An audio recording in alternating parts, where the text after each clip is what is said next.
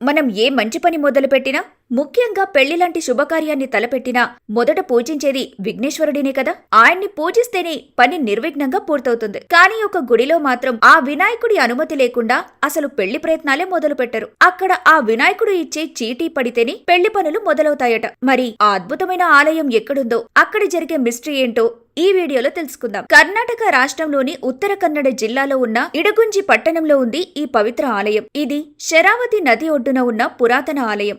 ఏకంగా త్రేతాయుగం నాటిదని చెబుతారు. దేవతల శిల్పి అయిన విశ్వకర్మ ఈ ఆలయంలో విగ్రహ ప్రతిష్ఠ చేశారని అంటారు. ఇక్కడ స్వామి 2 చేతులతోనే కనిపిస్తారు. ఒక చేతిలో పద్మం, మరో చేతిలో లడ్డుతో దర్శనమిస్తారు. సాధారణంగా ఉండే ఎలుక వాహనం ఇక్కడ కనిపించకపోవడం ఒక ప్రత్యేకత. అసలిక్కడ వినాయకుడు ఎలా వచ్చాడు?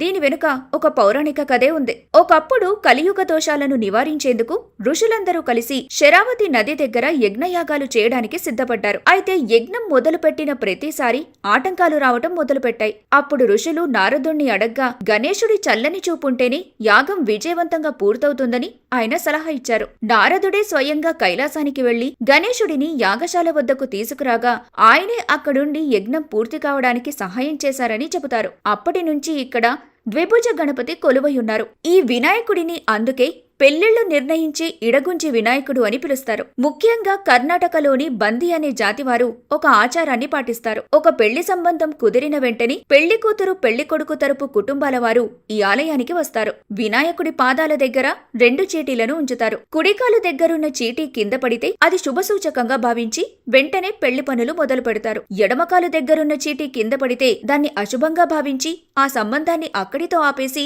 మరో సంబంధాన్ని వెతుక్కుంటారు. ఈయన అనుమతి లేకుండా ఏ పెళ్లి కూడా నిర్విఘ్నంగా సాగదని ఇక్కడి భక్తుల ప్రగాఢ నమ్మకం. గరికె సమర్పిస్తే చాలు తమ కోరికలు ఈడేరుతాయని భక్తులు విశ్వసిస్తారు. ఇడగుంజి ఆలయం పశ్చిమ తీరంలో ఉన్న 6 ప్రముఖ వినాయకుడి ఆలయాల్లో ఒకటి. ఇడగుంజికి కేవలం 1 కిలోమీటర్ దూరంలో అడవిదారుల్లో నడుచుకుంటూ వెళ్తే 1000 ఏళ్ల చరిత్ర ఉన్న బల్కూర్ విష్ణుమూర్తి ఆలయం కూడా ఉంది. ఈ ప్రాంతం చాలా ప్రశాంతంగా ఉంటుంది.